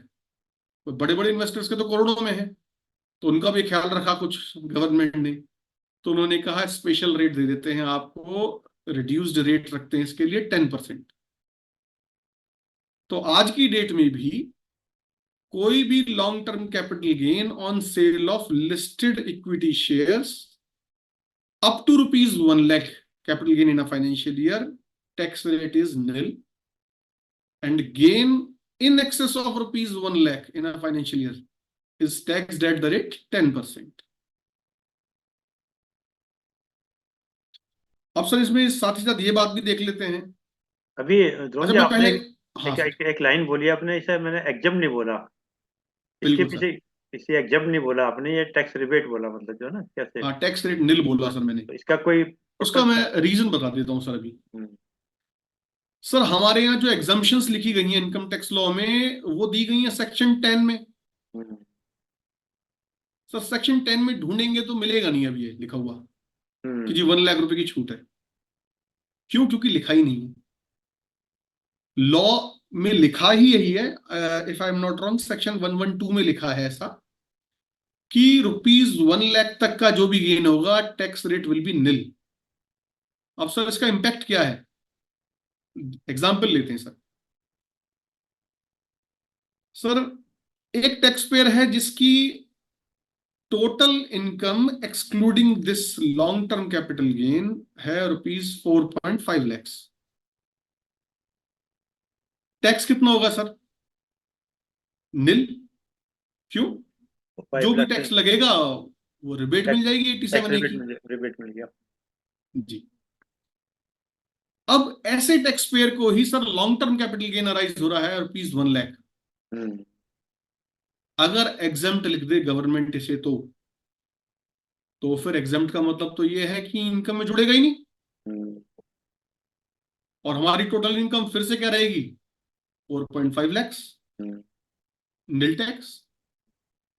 लेकिन क्योंकि लॉ ऐसा ड्राफ्टेड है कि इसको एग्जेम्प्ट में नहीं डाला है, इसका टैक्स रेट निल बोला है, तो अब क्या होगा, जैसे ही हम, हाँ, जैसे ही हम इस 1 लाख के गेन को इनकम में ऐड करेंगे तो हमारी टोटल इनकम बढ़ के 4.5 लाख से 5.5 लाख हो जाएगी, वो लायबिलिटी आ जाएगी। हाँ। तो सर इसका इम्पैक्ट क्या हुआ, 5 रिबेट लाख के हो लिए गया आप इनएलिजिबल हो गए, 87A मिलेगी ही नहीं सर, वो मिलेगी।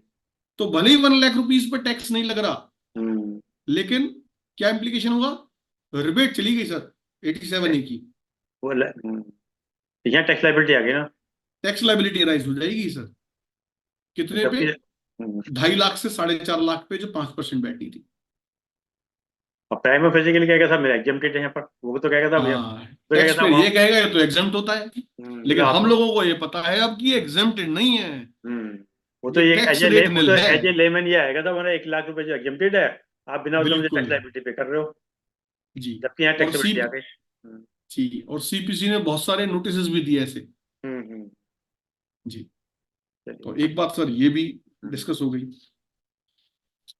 एक और चीज डिस्कस कर सकते हैं सर, कि वैसे तो जो सरचार्ज है सर, जो लोग मोर देन 5 CR कमाते हैं, जिनकी annual income more than 5 CR है, वो सरचार्ज जो है सर वो 37% तक पहुंच जाता है, और इफेक्टिव रेट 42 to 43% के आसपास आ जाता है ऐसे लोगों का। लेकिन in case of short term capital gain और long term capital gain of sale of listed equity shares only, ये सरचार्ज पे कैपिंग लगाइए सर, 15% से ज्यादा हो नहीं सकता ये। तो ये सरचार्ज 15% से ऊपर कभी पहुंचेगा नहीं सर ऐसे केस। इसको जरा एग्जाम्पल समझा दो थोड़ा सा। एग्जाम्पल सर ऐसे समझ सकते हैं इसमें, कि मान लीजिए आपका जो टोटल इनकम है वो 10 CR है, और इफेक्टिव रेट मान लीजिए, अभी सिंप्लीफिकेशन के लिए मान लेता हूं कि 43% आ रहा है सरचार्ज, क्योंकि 37% लग रहा है। तो अगर नॉर्मल इनकम है 10 CR, long term capital gain नहीं है या शॉर्ट टर्म कैपिटल गेन नहीं है, तो क्या होगा सर, 43% टैक्स लगेगा। क्यों? मैक्सिमम मार्जिनल रेट से टैक्स तो लेंगे ही लेंगे, प्लस सरचार्ज लेंगे 37% प्लस सेस लेंगे। लेकिन अगर ये आपकी शॉर्ट टर्म कैपिटल गेन की इनकम है, मान लीजिए लिस्टेड इक्विटी शेयर्स की, तो इफेक्टिव रेट ऑफ 43% नहीं आएगा, अब आएगा sir 30% plus 15% surcharge plus 4% cess. तो आपका जो टोटल टैक्स लायबिलिटी है वो काफी रिड्यूस हो जाएगी इस प्रोविजन की वजह से, कि सरचार्ज के ऊपर कैपिंग लगाई गई है। लेकिन ये कैपिंग सिर्फ इसी स्पेशल इनकम्स के लिए सर, नॉर्मल इनकम्स के लिए नहीं है ये सब कैपिंग्स। एक और बात आती है सर, कि क्या लॉन्ग टर्म कैपिटल गेन और शॉर्ट टर्म कैपिटल गेन के अगेंस्ट डिडक्शंस अवेलेबल हैं क्या, चैप्टर 6 से 80C 80D ये सब? तो सर कुछ नहीं मिलेगा, कुछ भी नहीं मिलेगा सर, ये सब कोई फायदा नहीं है सर इन्वेस्टमेंट करने का। सर कुछ क्वेरी पूछ रहे हैं क्या कोई? पर इसमें अगर कोई वो तो नहीं है, क्या नहीं है, पर सपोज किसी और कोई इनकम ही नहीं है, तब तो वहां तो हाँ, तो सर तो कोई इन्वेस्टमेंट को कोई फायदा नहीं सर, फिर हम्म। ऐसी इन्वेस्टमेंट को कोई फायदा नहीं, क्योंकि ये मना किया हुआ है। नहीं, मेरी सपोज करो कि शॉर्ट टर्म कैपिटल गेन की ही इनकम है या लॉन्ग टर्म हाँ की है, और जो बेसिक और अदर सोर्स ऑफ इनकम सब नील है सारी, तो जी, 2.5 लाख वाला एग्जम्पशन मिलेगा? 2.5 लाख वाला मिलेगा सर, बस 2.5 लाख मिलेगा ना, ये फंड को। डिडक्शंस नहीं मिलेंगे चैप्टर हाँ 6 के। जी और जो अदर जी, सोर्स ऑफ इनकम है वहां पर कोई हमारा 1.5 लाख वो वाला है, मिलेगी, तब नहीं मिलेगा वहां पर जाकर। तब मिलेगी सर डिडक्शन, अदर इनकम्स के लिए मिलेगी, हम्म। इन स्पेशल इनकम्स के लिए नहीं मिलेगी। जितेंद्र मोहन जी कुछ कहना चाह रहे हैं क्या? ये मेरठ से चार्टर्ड अकाउंटेंट हमारे ही। अच्छा, सर नमस्कार, मैं भी यही कह रहा था सर। बढ़िया सर, बढ़िया। जी जी, स्वागत है आपका। जी, एक इसमें सर एक बात और आती है, कि जो हम ये लॉसेस की बात कर रहे हैं कैरी फॉरवर्ड करने की, बिजनेस साइड में भी हमने लॉसेस की बात करी अभी शायद, तो सर ये लॉसेस कैरी फॉरवर्ड करने के लिए एक बड़ा इंपॉर्टेंट फैक्टर है। अगर लॉसेस कैरी फॉरवर्ड करने हैं आपको, तो ये बहुत ही इंपॉर्टेंट है सर कि आप अपनी ITR within due date file करें। अगर ड्यू डेट मिस हो गई, तो फिर ये जो आपका कैरी फॉरवर्ड ऑफ लॉसेस हैं, ये फ्यूचर ईयर में कोई बेनिफिट नहीं मिलेगा सर इसका। अच्छा, इसमें कई बार मुझसे लोग ये भी पूछते हैं कि जिस साल में ये लॉस इनकर हुआ, उस साल तो मैंने ड्यू डेट में भर दी थी, लेकिन अगले साल जब मैं कैरी फॉरवर्ड कर रहा था, तो मेरी ड्यू डेट मिस हो गई, ड्यू डेट के बाद भरी। तो क्या ऐसे केस में कैरी फॉरवर्ड मिलेगा या फिर चेन ब्रेक हो गई मेरी बीच में? तो सर कहीं पर भी ऐसा नहीं लिखा कि फ्यूचर ईयर्स में भी ड्यू डेट में भरनी है चेन मेंटेन करने के लिए।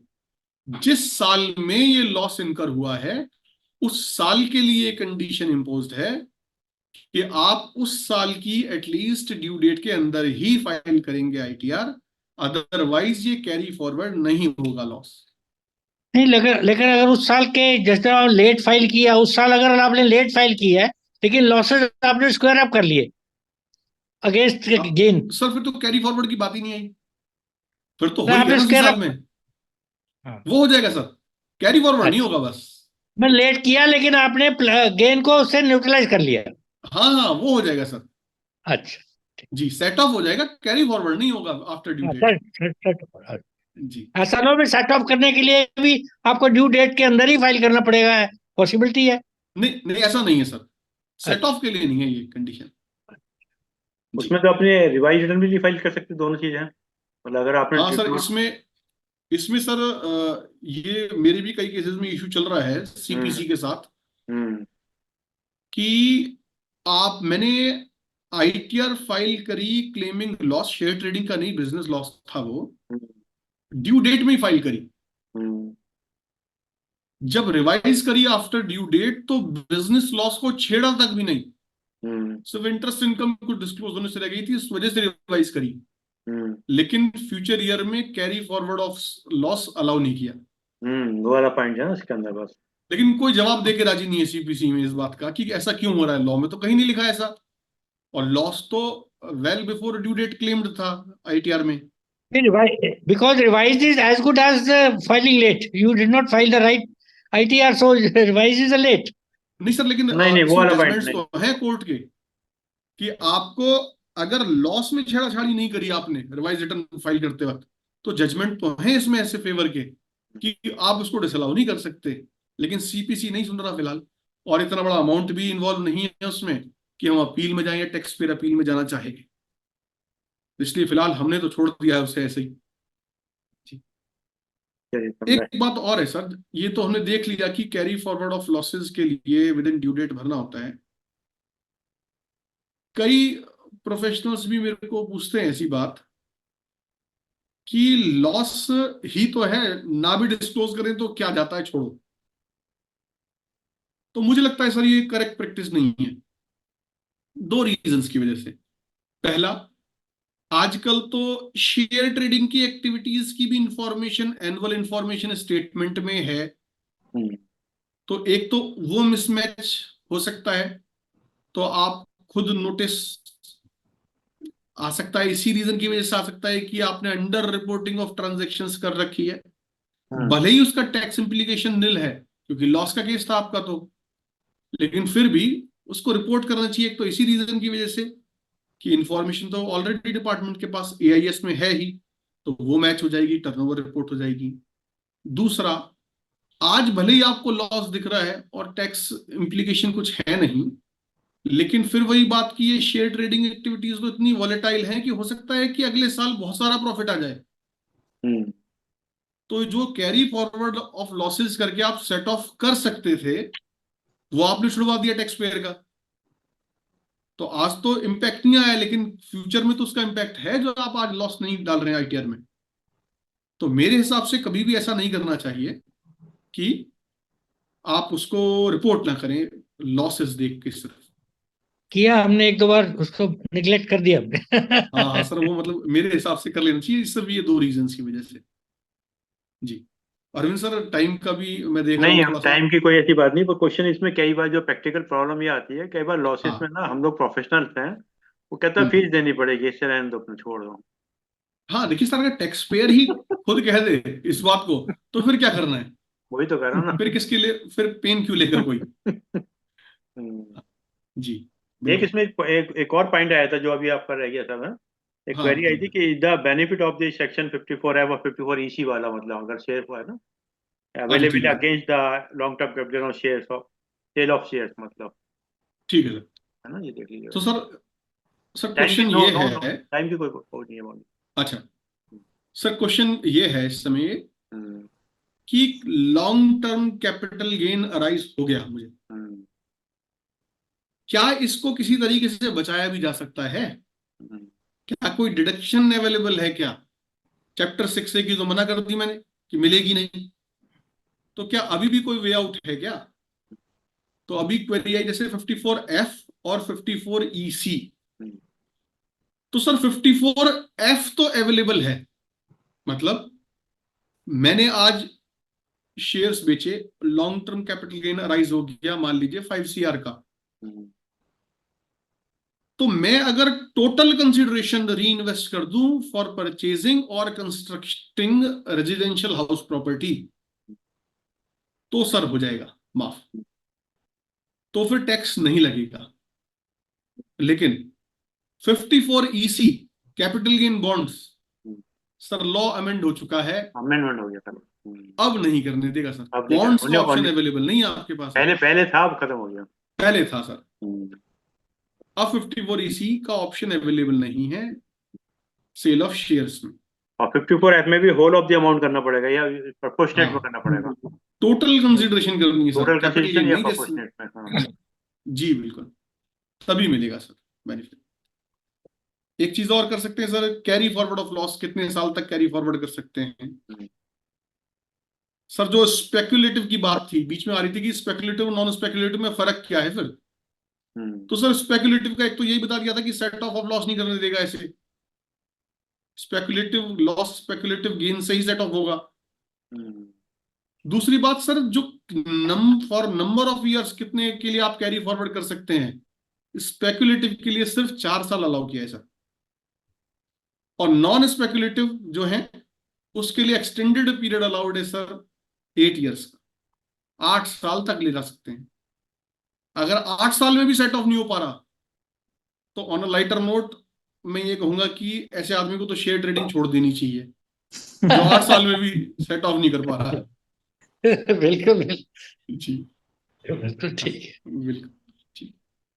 तो और सर एक चीज कर सकते हैं हम कि मैं बार बार बीच बीच में बोल रहा था, tax on sale of listed equity shares. तो सर जितने भी प्रोविजन हमने अभी तक देखे, ये लिस्टेड इक्विटी शेयर्स कहाँ की लिस्टिंग? सर इंडिया की listing, recognised stock exchange in India sir, बाहर के स्टॉक एक्सचेंज की लिस्टिंग की बात नहीं हो रही। तो ये जो कंसेशनल रेट था 10% 15% का सर, सिर्फ जो इंडिया में लिस्टेड है वहां की बात हो रही है, फॉरेन शेयर्स की बात नहीं हो रही इसमें। ड्रोन जी, एक इसमें लास्ट क्वेश्चन है, इंडेक्सेशन अगर लेते हैं तो 20% टैक्स और नॉन इंडेक्सेशन में 10%। करेक्ट ऐसा सर। सर अब तो लॉन्ग टर्म में 10 ही हो गया ना सर। वो इंडेक्सेशन का खत्म ही कर दिया उनने। हाँ सर, इंडेक्सेशन तो अब अवेलेबल नहीं है लिस्टेड इक्विटी शेयर में। अच्छा, ये कब से आया? ये सर मेरे हिसाब से 2018 में जब ये 10% का स्पेशल रेट आया तभी से हो गया सर ये तो। नहीं, मेरा ख्याल है कि उसमें ऑप्शन था, अगर आप इंडेक्सेशन नहीं लेते हैं तो 10%, और अगर आप इंडेक्सेशन में 20% देकर के भी फायदा होता है तो यू कुड इंडेक्सेशन एंड 20%। ये सर अनलिस्टेड इक्विटी शेयर्स में होगा सर अभी भी, लिस्टेड Equity कंसेशनल नहीं, शॉर्ट टर्म में है, शॉर्ट टर्म में तो है, शॉर्ट टर्म में है। शॉर्ट टर्म में तो इंडेक्सेशन की बात ही नहीं आएगी ना सर। तो उसमें तो अदर सोर्स ऑफ इनकम में ट्रीट हो जाएगा तो। लॉन्ग टर्म में Short term तो वो थोड़ा सा मेरा ख्याल है, I think it is possible, probably check करना पड़ेगा। आप एक बार देख लेंगे सर, मैं हाँ। आपको सर इस पर अप्लाई करता थोड़ा हूँ, सा देख के एक उसको बार। थोड़ा सा डेब्ट फंड को थोड़ा देख लीजिए, डेब्ट फंड और या गोल्ड वाला होता है ना, हाँ। गोल्ड इन्वेस्टमेंट जो होता है। डेट को देख लेते हैं, उससे पहले एक देख लेते हैं सर। ठीक है। एक कॉन्सेप्ट होता है टैक्स हार्वेस्टिंग सर। बहुत अच्छा पॉइंट है। इसको सर ये कह सकते हैं हम कि प्लानिंग कह लेते हैं इसको। चलिए, कैसी प्लानिंग? अभी हमने देखा sir long term capital gain में कितना एग्जाम्प्ट है इन फाइनेंशियल ईयर? 1 लाख। तो अगर मैं इसको इस तरीके से कहूं कि मैंने कुछ इन्वेस्टमेंट्स कर रखी हैं और अगर मैं कुछ शेयर्स हर साल बेचता चलूं, कितना बेचता चलूं कि हर साल 1 लाख रुपए का गेन होता चला जाए।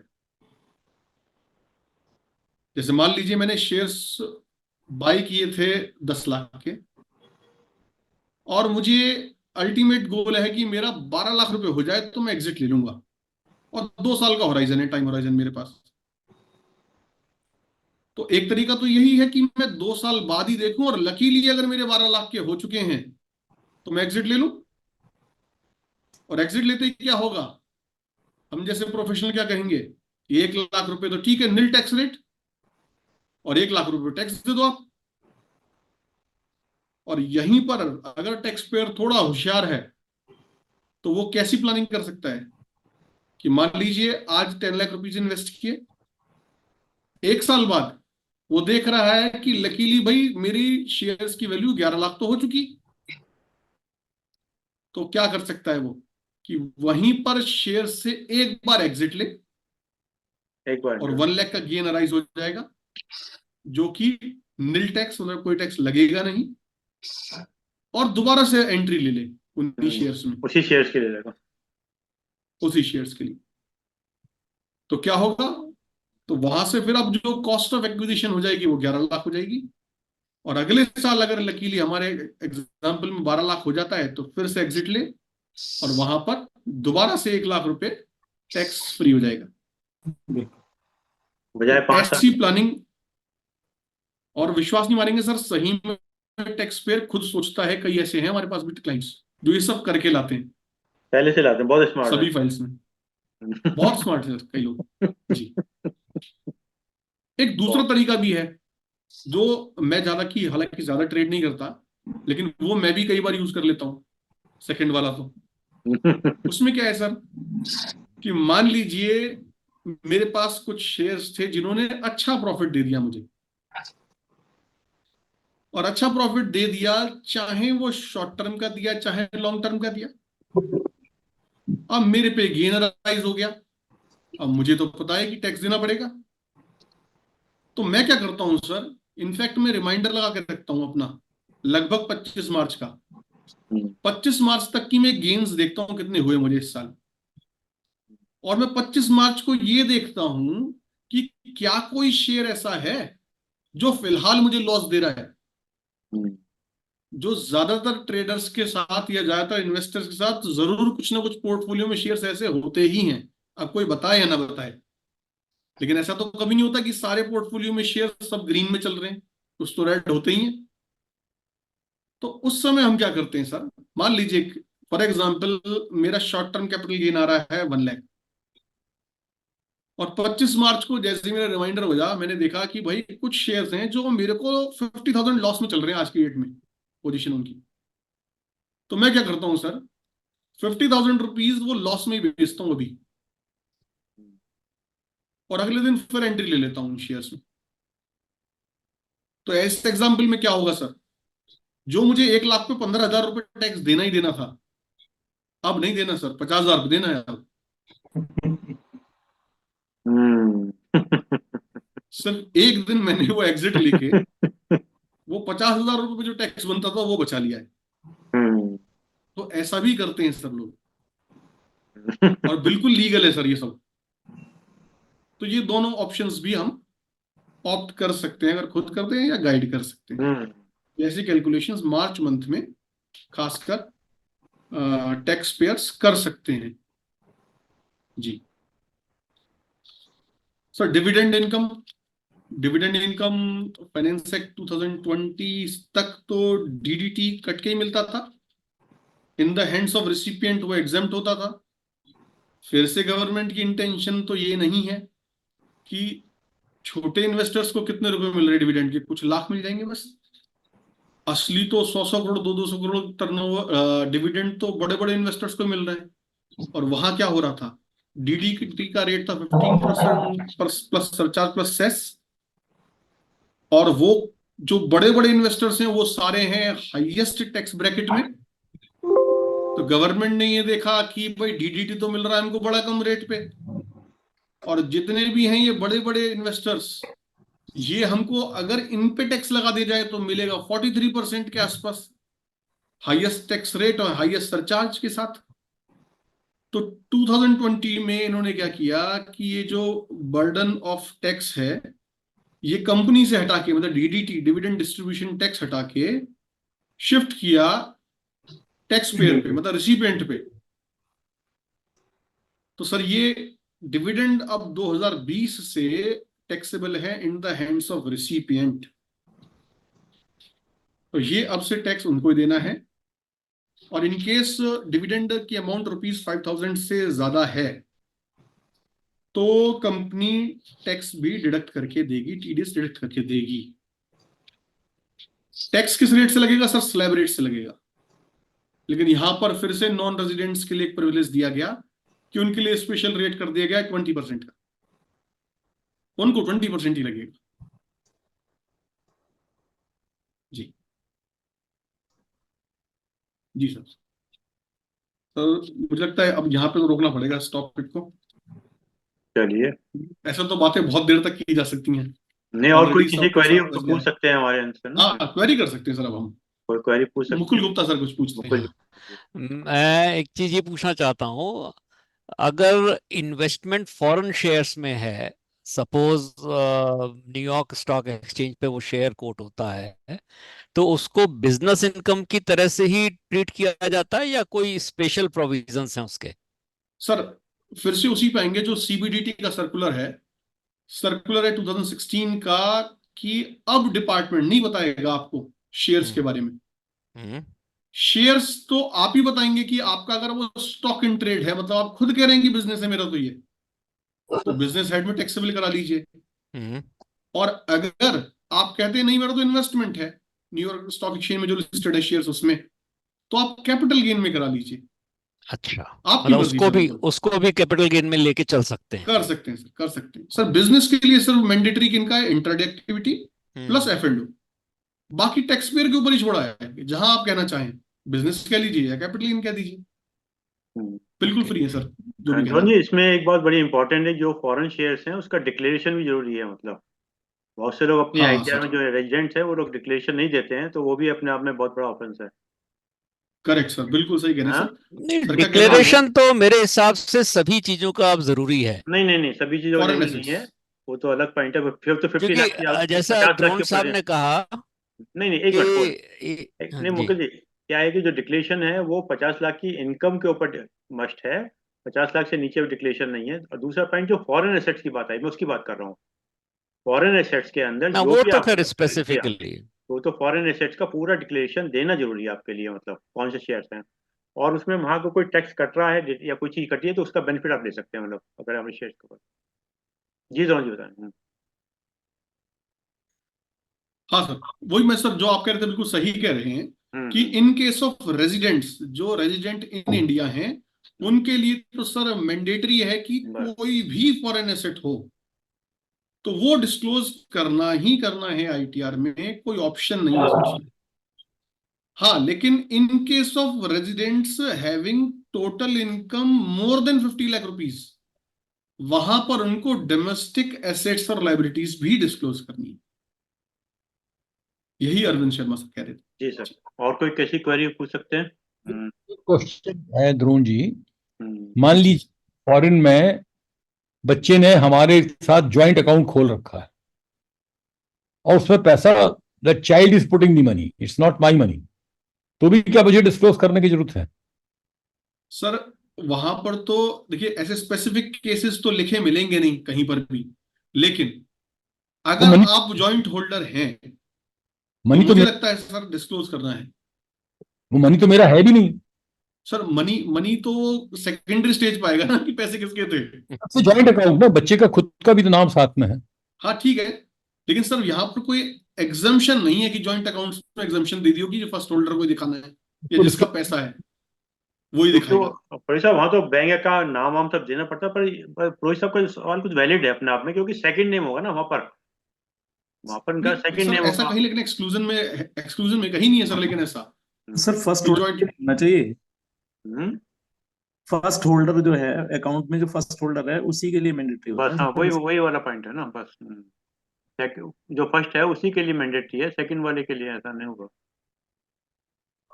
ये सर अगर लेकिन लिखा नहीं मिलेगा शायद कहीं ये बात। सवाल नहीं अच्छा, तो एक छोटा छोटा सा क्वेश्चन है कि रेजिडेंट के लिए अगर उसके एक मल्टीनेशनल कंपनी में ईसॉप्स मिले हुए हैं हाँ तो उसका डिस्क्लोजर क्या जरूरत है? सर, अगर वो शेयर्स देखिए वेस्ट हो चुके हैं, आपको मिल चुके हैं, तो सर होना ही होना है, चाहे ईसॉप्स के फॉर्म में मिलो, चाहे वो परचेज तो क्यों किसी ना पे हो। भी लो।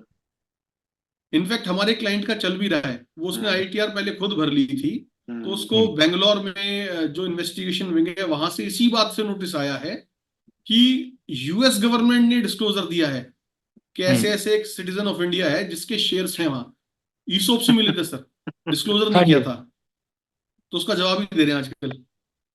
मेरे हो बेटे सकता का है उसके, सब है उसके। हाँ हाँ बिल्कुल सर, तो डिस्क्लोजर करना ही करना है सर, अगर शेयर्स उनके मस्ट पास मस्ट है, हैं तो। 100% मस्ट है। जी। चलिए साहब, और कोई किसी क्वेरी किसी की और? तो नहीं तो फिर बाद में मुकुल गुप्ता जी दो सब धन्यवाद कर देंगे। मेरे ख्याल से पुरोहित साहब ए, समाप्त ए, नहीं ए, करेंगे। ए, एक छोटा सा था म्यूचुअल फंड का भी, क्या नेक्स्ट टाइम कभी लेंगे? आप लेंगे, अब आगे लेंगे, नेक्स्ट टाइम लेंगे। अच्छा, आप ठीक। दोनों जी महीने में एक बार आएंगे अपना। ठीक।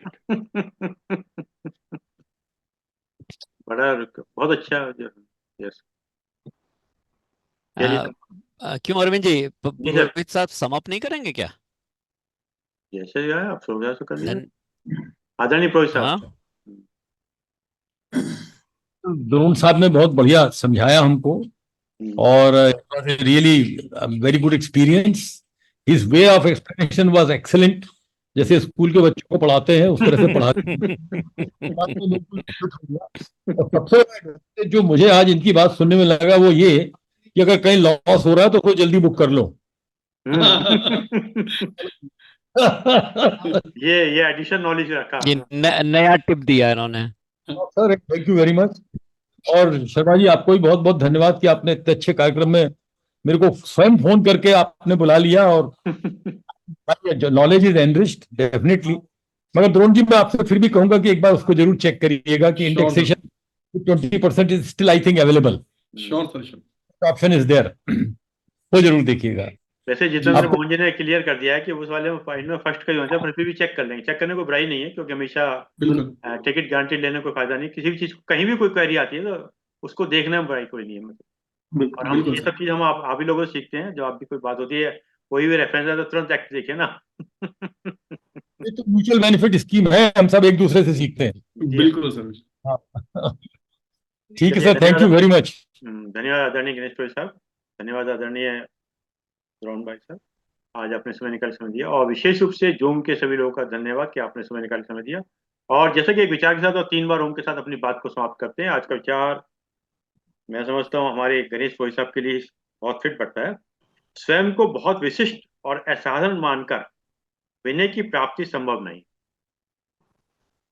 स्वयं को बहुत विशिष्ट और असाधारण मानकर विनय की प्राप्ति संभव नहीं। अपने को बहुत सामान्य और साधारण मानकर ही संभव है कि हमारे अंदर विनय आ सके। वाणी का विनय, मधुर विचार, मन का विनय, श्रेष्ठ विचार और शरीर का विनय, ये अच्छे कार्य हैं। हमारे गणेश भाई साहब बड़े ही विनम्र हैं, और इसमें कोई दो राय नहीं है कि एक बार के कहने में आपने हमको समय दिया। ये आपकी शालीनता ही है। जैसे कहते हैं शालीनता बिना मोल मिलती है, पर उससे सब कुछ खरीदा जा सकता है। तो हम आपकी शालीनता के कायल हैं सर। सर, सीखने के लिए स्टूडेंट बन हम्म, सीखने के लिए स्टूडेंट बनना ही पड़ता है। जी। जी सर, जी sir. Thank you, thank you. जब तक हम अपने आप को खाली नहीं करेंगे तब तक हम कुछ सीख भी नहीं पाते सर। खाली करना ही बहुत जरूरी होता है कई बार। आइए सब 3 बार उनका उच्चारण करते हैं।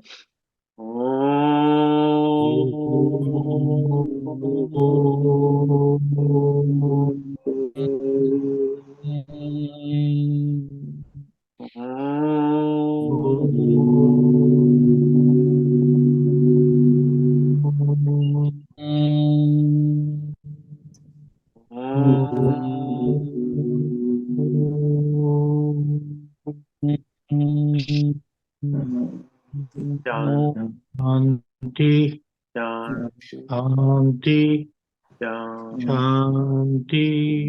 सभी प्रणाम, सभी प्रणाम। सभी को धन्यवाद जी, बहुत मजा आया आज। Thank you sir.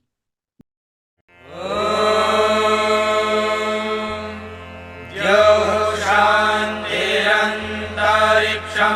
शान्तिः पृथिवी शान्तिरापः शान्तिरोषधयः शान्तिः वनस्पतयः शान्तिर्विश्वे देवाः